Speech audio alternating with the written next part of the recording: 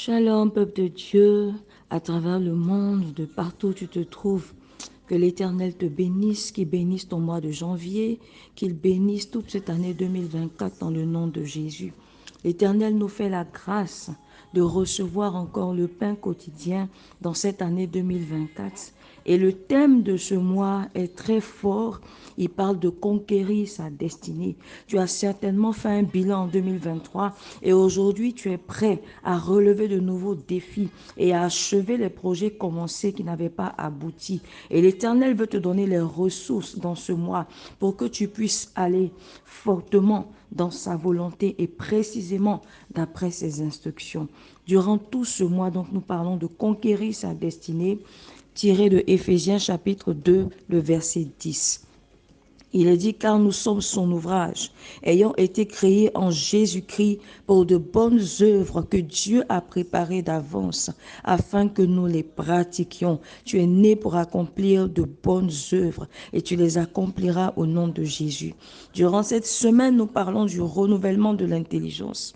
Et aujourd'hui, de manière particulière, nous parlons de vaillants héros tiré de Juges, le chapitre 6 et le verset 12. Avec révérence, nous pouvons lire « L'ange de l'Éternel lui apparut et lui dit, « L'Éternel est avec toi, vaillant héros. » L'Éternel s'adresse ici à Gédéon, d'autres exégètes, d'autres personnes qui réfléchissent sur la parole de Dieu disent que c'est l'ange, d'autres disent que c'est l'Éternel. Pour notre part, c'est une bonne parole qui est adressée à Gédéon et c'est une bénédiction également pour nous d'être appelés vaillants héros. Alors dans ce livre de Juges au chapitre 6, nous l'avons déjà vu, je crois l'an dernier, que le peuple d'Israël a fait ce qui a déplu à l'Éternel. Donc l'Éternel l'a livré entre les mains des Madianites et des Amalécites. Par la suite, ce peuple a crié au Seigneur qui a envoyé un prophète pour leur reprocher leur désobéissance. Mais après, l'Éternel envoie un ange. Nous voyons l'amour de Dieu pour les Israélites, pour son peuple, pour toi, pour moi, pour l'Église. Et donc, il laisse de côté la réprimande et cherche un moyen de racheter son peuple. Je veux déjà rassurer une personne, quel que soit l'état dans lequel tu te trouves, que tu penses être une situation de faiblesse, de péché ou de chute. Lorsque tu cries à l'Éternel qu'il te répond, il est préoccupé, c'est vrai, à mettre le doigt sur ce qui n'a pas marché, mais après cela, l'Éternel veut te restaurer pour accomplir les œuvres pour lesquelles il t'a crié. Nous sommes déjà rassurés avec cela. Nous l'avons vu pour Gédéon. Et sois rassuré également que cette parole est aussi pour toi. Lorsque l'ange apparaît à Gédéon, il lui dit, l'Éternel est avec toi. Chaque fois que tu penseras que l'Éternel t'a quitté, sois sûr que c'est une pensée que l'ennemi vient mettre dans ton cœur. Parce que la Bible déclare qu'il y a de l'espoir pour tous les vivants. Et l'Éternel garde le temps. Il ne vient pas à un certain moment parce qu'il attend que tu reviennes à lui lorsque tu te détournes. Donc l'Éternel est toujours avec toi. Il nous a aussi fait cette promesse. Il a dit, je serai toujours avec vous jusqu'à la fin des temps, après la grande commission qu'il confiait à ses disciples d'aller partout annoncer l'évangile, de le servir et de faire des disciples. Donc l'Éternel est avec toi, quelle que soit ta condition. C'est sa promesse. Et lorsque tu te détournes de lui, il est prêt à t'accueillir, à te recevoir à nouveau. Que cette espérance naisse dans ton cœur et que tu aies un élan de joie et de foi dans cette année 2024. Le peuple d'Israël et Gédéon sortaient d'une défaite. Mais l'Éternel qui vient les restaurer rassure de sa présence. L'Éternel, à travers l'ange, va parler à Gédéon et l'appeler vaillant héros.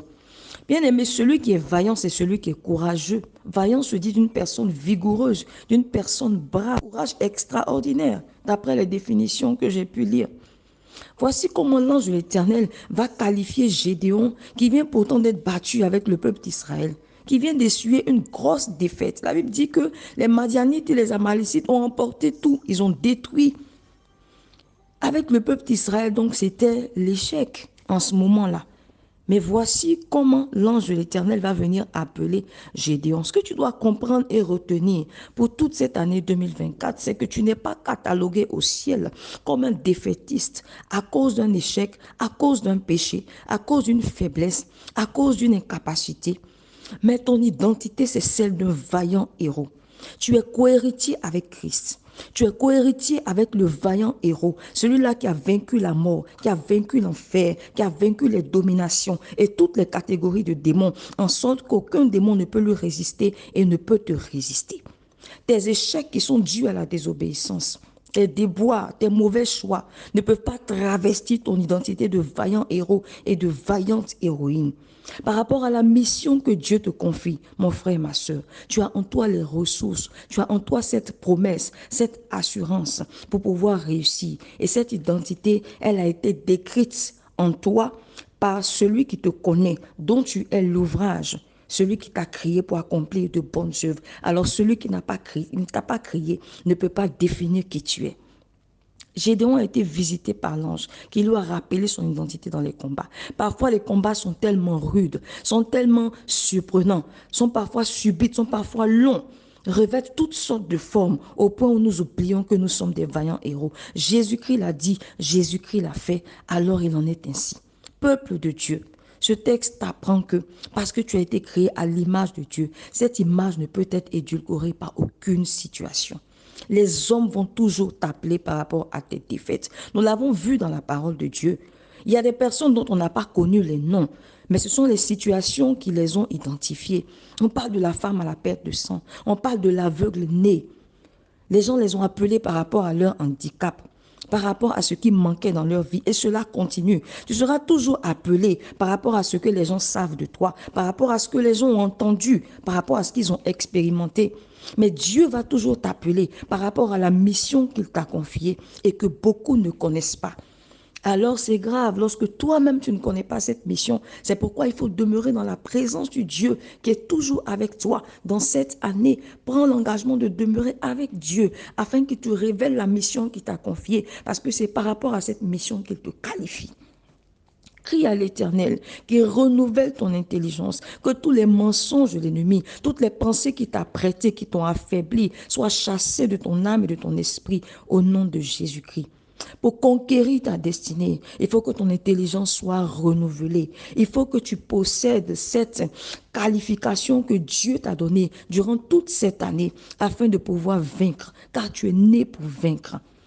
Et rappelle-toi que tu combats toutes les victoires de ta vie pour te marier, pour avoir un enfant, pour avoir un travail, pour que ton ministère soit florissant, pour avoir la santé, pour avoir de l'extension. Oh, tu combats déjà dans la victoire pour ces choses parce que tu combats dans cette victoire qui a été acquise à la croix de Golgotha. Bien-aimé, que rien ne te décourage, que l'atmosphère du pays ne te décourage pas, que l'économie, que la hausse, la flambée des prix ne te décourage pas, que le chômage ne te décourage pas, que la solitude ne te décourage pas, que les prières que tu as longtemps adressées à Dieu, qui devant toi semblent ne pas être exaucées, ne te découragent pas. Nous voyons dans cet exemple de Gédéon que lorsque nous crions à l'Éternel, il nous dit qui nous sommes, il nous rappelle qui nous sommes et il nous donne des orientations.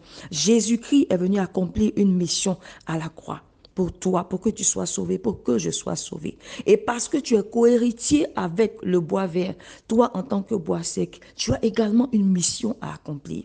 Découvre cette mission dans la prière et mets-toi en marche avec l'idée que tu es un vaillant héros et que rien ne peut te résister tant que tu cries à l'Éternel pour avoir des orientations. Gédéon a voulu opposer vers, je crois, le verset 15-16 à Dieu ses limites. Ma famille est petite. Et dans cette petite famille-là encore, je suis le plus petit. Regardez-moi un tel langage. Un vaillant héros ne parle pas comme ça. Quelles que soient les limites que tu vois en toi. Souviens-toi que toutes les personnes que Dieu a appelées, sinon la plupart, ont toujours dit, je bégaye, je n'arrive pas à parler. Je suis petit, je suis jeune, je n'ai pas de force. Mais l'Éternel dit, va avec la force que tu as. La force que tu as, c'est ton identité. La force que tu as, c'est la victoire qui t'a été acquise.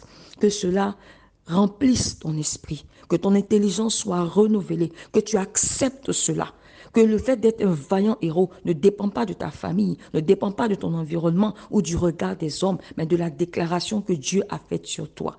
Je serai toujours avec toi. L'Éternel est avec toi, vaillant héros. Lève-toi et marche. Lève-toi et conquiert ta destinée. Personne ne le fera à ta place. Découvre la mission pour laquelle tu es sur la Jésus. Excellente année 2024. Pasteur Sarah.